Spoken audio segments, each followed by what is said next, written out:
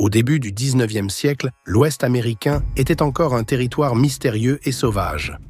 C'était l'âge d'or des trappeurs, ces aventuriers qui exploraient les contrées hostiles, à la recherche de fourrures rares.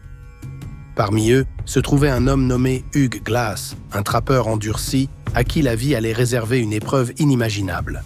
Aujourd'hui, découvrez l'incroyable histoire de cet homme qui a survécu à une attaque de grizzly, à l'abandon de ses compagnons et à des centaines de kilomètres de solitude.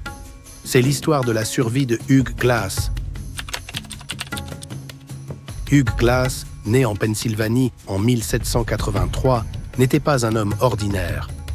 Avant de devenir trappeur, il avait déjà traversé bien des épreuves. Après avoir été capturé par une tribu Pawnee, il s'est échappé, vivant avec eux et apprenant leurs techniques de survie. Son expérience au sein de la tribu Pawnee a transformé Glass en un homme à la fois robuste et sage, ayant appris à respecter la nature et ses lois impitoyables. Alors qu'il explorait la forêt du Dakota du Sud, Glass s'est retrouvé face à un ours grizzly femelle avec ses petits. En une fraction de seconde, l'ours l'a attaqué, lacérant sa chair avec une brutalité inimaginable. Glass, luttant pour sa vie, a frappé l'ours avec son couteau, mais cela n'a fait qu'intensifier la rage de l'animal. Son corps déchiré, il s'effondre au sol, saignant abondamment, laissant derrière lui une scène d'horreur. Après l'attaque, ses compagnons, John Fitzgerald et Jim Bridger, tentent de le soigner, mais ses blessures sont si graves qu'ils doutent de sa survie. Après plusieurs jours à veiller sur lui, ils sont convaincus qu'il ne passera pas la nuit.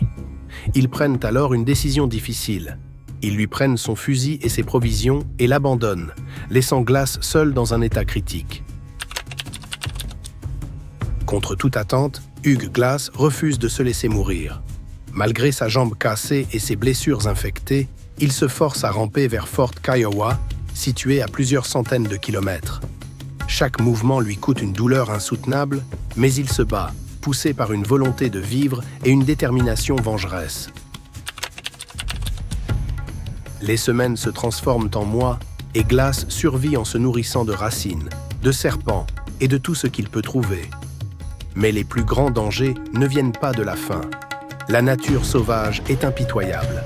À plusieurs reprises, il évite de justesse des tribus hostiles, se cache des prédateurs et se bat pour récupérer des morceaux de viande sur des carcasses abandonnées.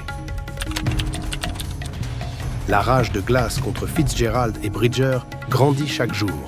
Il se répète qu'il ne peut pas mourir tant qu'il n'aura pas confronté ceux qui l'ont trahi. Lorsque finalement il atteint Fort Kiowa, après des mois d'efforts inhumains, il raconte son histoire aux autres trappeurs.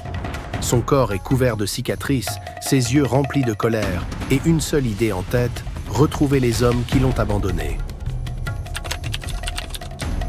Après plusieurs semaines, Glass finit par retrouver Bridger, encore jeune et terrifié face au regard de celui qu'il croyait mort.